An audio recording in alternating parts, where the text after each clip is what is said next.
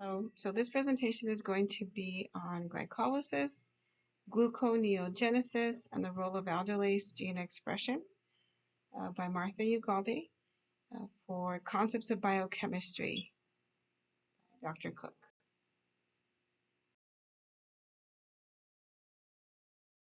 So in this presentation, I will be covering the steps that occur in glycolysis and gluconeogenesis, the role of aldolase in both the glycolytic or glycolysis and gluconeogenesis pathways. I'll be looking at the isoforms of aldolase and gene expression patterns, and of course aldolase B expression and regulation by certain transcription factors. All right, so quick overview of glycolysis and gluconeogenesis pathways. So glycolysis is a process of breaking down glucose, and it occurs in two main phases. It begins with the preparatory phase where a 6-carbon glucose molecule is transformed into 2,3-pyruvate molecules in a process that takes approximately about 10 steps. And the first 5 steps prepare the glucose molecule for the actual breakdown. And this begins when glucose is phosphorylated. So you can see right here at the hydroxyl group on carbon 6, it uses an ATP molecule to form glucose 6-phosphate. This compound is then converted into fructose 6-phosphate and subsequently phosphorylated again at carbon 1 to produce fructose 1,6-biphosphate with ATP providing the necessary phosphate groups. The pathway gets its name from the lysis step, where fructose 1,6-biphosphate is split into 2,3-carbon molecules, dihydroxyacetone phosphate and glyceraldehyde 3-phosphate. The dihydroxyacetone phosphate is further converted into another glyceraldehyde 3-phosphate molecule, completing the preparatory phase.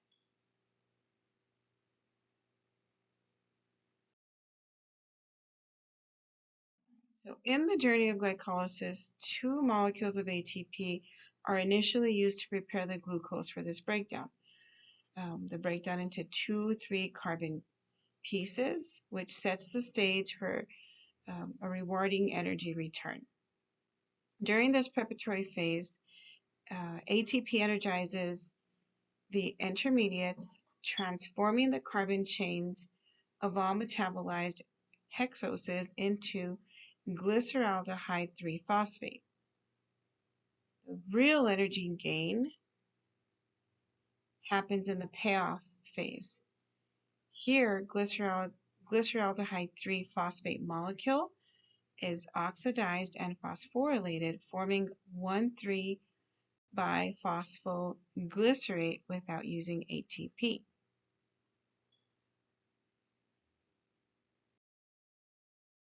As the 1,3-biphosphoglycerate molecules transform into pyruvate during the payoff phase of glycolysis, energy is released in a series of enzymatic reactions.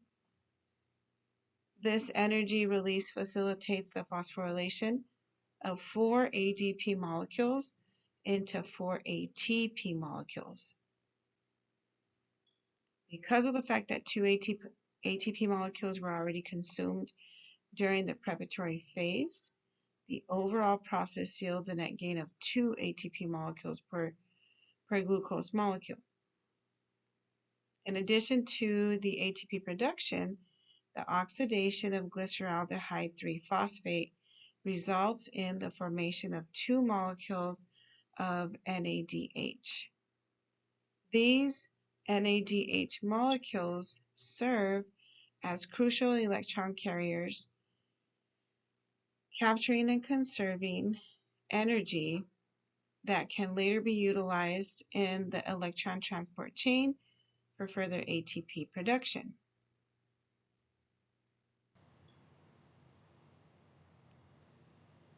This dual conservation of energy in the form of ATP and NADH highlights the efficiency of glycolysis and energy metabolism.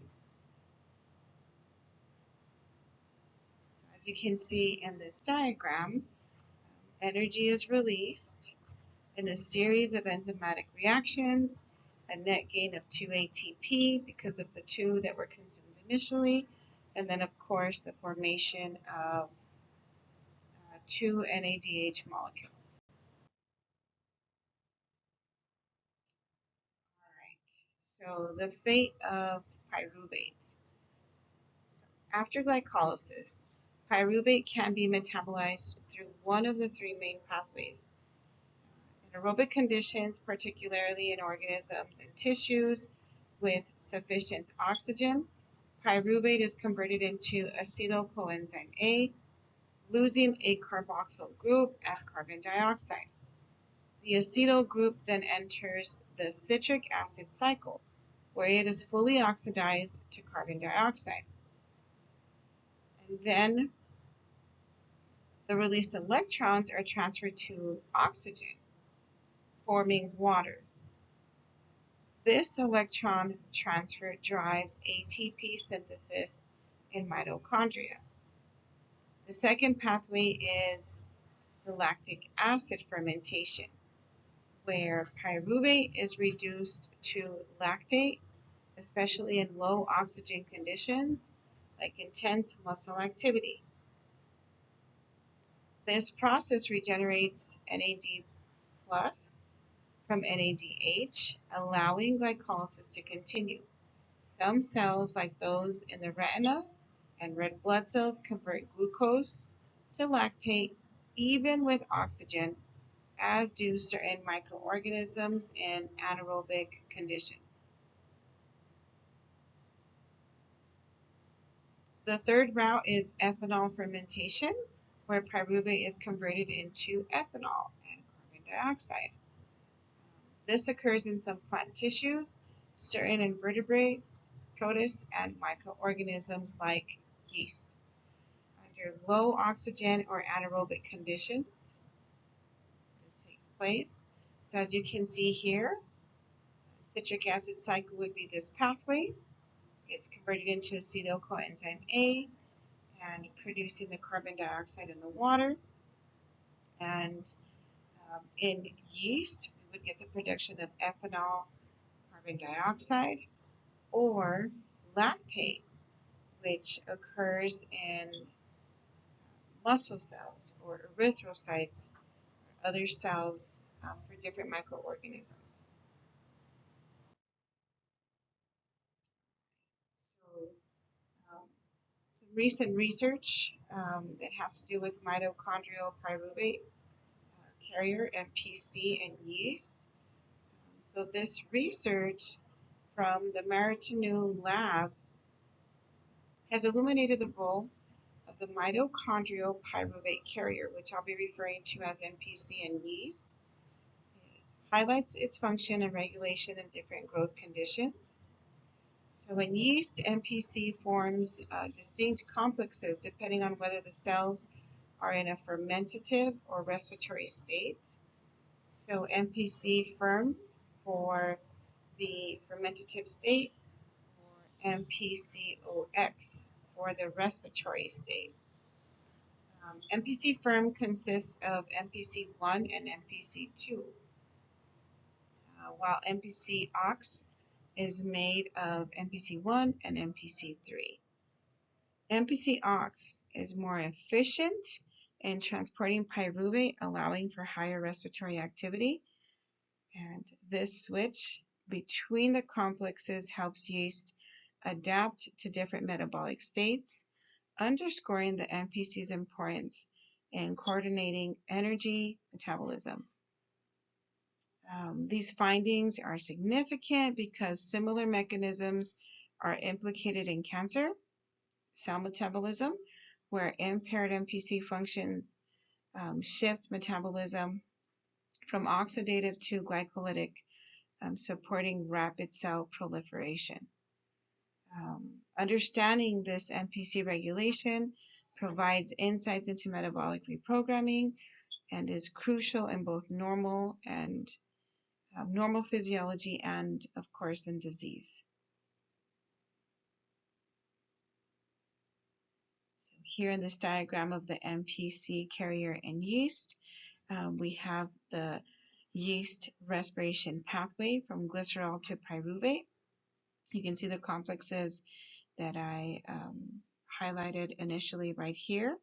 It goes through Krebs cycle, and we get the ox-phos energy in yeast fermentation. It's the anabolic proliferation. And then, of course, in cancer, here's what the process would look like.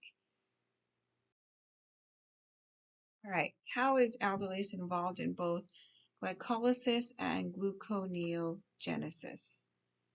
So aldolase catalyzes the reversible reaction, or reversible cleavage of fructose 1,6 biphosphate into two triose phosphates, glyceraldehyde 3-phosphate and dihydroxyacetone phosphate in glycolysis. In gluconeogenesis, the reaction is reversed, where these triose phosphates are combined to form 1,6 biphosphate, facilitating glucose synthesis. The enzyme's ability to catalyze both directions is crucial for energy metabolism and maintaining glucose homeostasis. So I have the pathway here, and here is aldolase indicating that it's a reversible reaction. Different isoforms of aldolase and their different expression patterns. So aldolases are enzymes that catalyze the reversible cleavage of fructose 1,6 biphosphate in glycolysis. There are two main classes of aldolases, each with distinct mechanisms. So class 1 aldolases are found in animals and plants.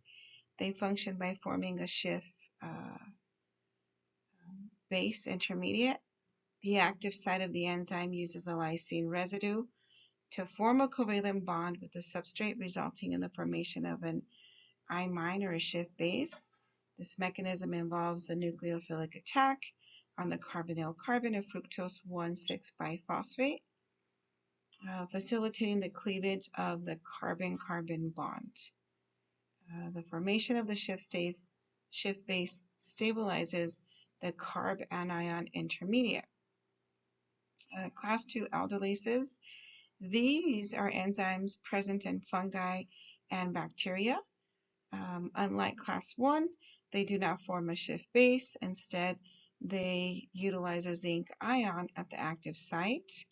The zinc ion coordinates the carbonyl oxygen at the carbon 2 position of the substrate, and this coordination polarizes the carbonyl group, making it more susceptible to nucleophilic attack, and it stabilizes the enolate intermediate formed during the cleavage of the carbon-carbon bond. The zinc ion's role is crucial in lowering the energy barrier for the reaction. This facilitates the enzyme's catalytic activity. So to summarize the two classes of aldolases, they differ primarily in their catalytic mechanisms. Class 1, aldolases use a Schiff base intermediate, and class 2 aldolases rely on zinc ion to stabilize reaction intermediates. These differences reflect the distinct evolutionary adaptations of these enzymes to their respective contexts.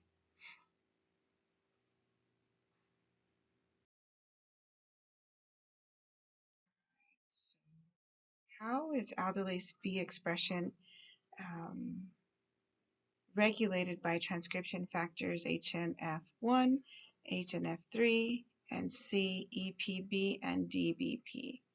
So first of all, aldolase B is a crucial enzyme for fructose metabolism, mainly found in the liver, kidney, and intestine. Its expression is finely controlled by several transcription factors at the genetic level. HNF1 is a liver-specific transcription factor. It binds to aldolase B, gene's promoter region, and it boosts its transcription in liver cells. HNF3, also known as FOXA, regulates liver-specific genes and can work with other factors to control aldolase B expression.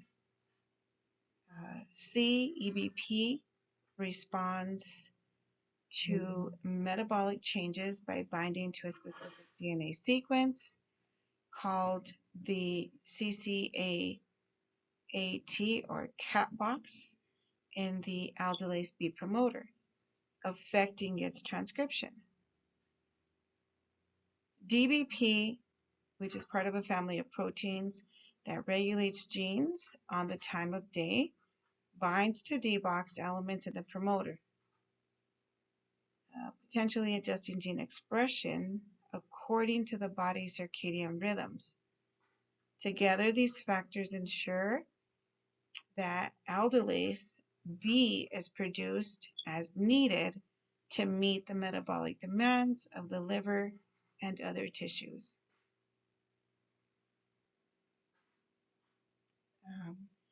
So this study, this graph that I have here, examines how different transcription factors, both individually and together, impact the activity of altered aldolase B gene promoters with increased activity.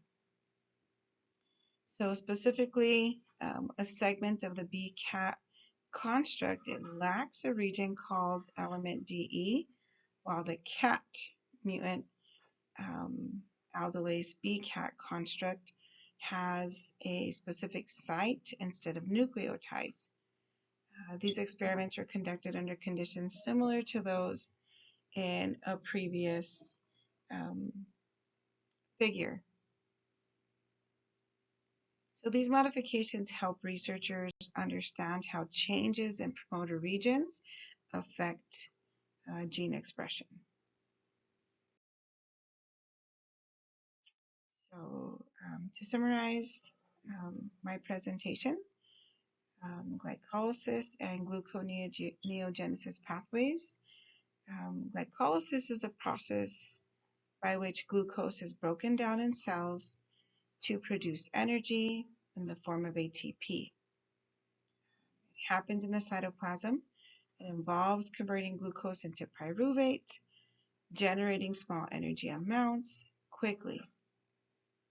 Gluconeogenesis, on the other hand, is the reversal of glycolysis, where glucose is synthesized from non-carbohydrate sources, primarily in the liver, to maintain blood sugar levels during fasting. The role that aldolase plays in glycolysis and gluconeogenesis was also established. Aldolase is a key enzyme in both of these pathways. In glycolysis, it catalyzes the breakdown of fructose 1,6-biphosphate into 2,3-carbon molecules, dihydroxyacetone phosphate and glyceraldehyde 3-phosphate. In gluconeogenesis, aldolase facilitates the reverse reaction, helping synthesize glucose from these smaller molecules. Isoforms of aldolase and gene expression patterns. Aldolase exists in 3 isoforms, A, B, and C, each with specific expression patterns. Aldolase A is found mainly in muscle and red blood cells, and aldolase B is predominant in the liver, kidney, and intestine, and aldolase C is located in the brain. These isoforms allow aldolase to function optimally in different tissues according to their specific metabolic needs. Aldolase B expression and regulation by transcription factors is tightly regulated by several transcription factors to meet the body's metabolic demands. These transcription factors coordinate to ensure that aldolase B is produced as needed, supporting the liver's role in energy metabolism and maintaining blood glucose levels.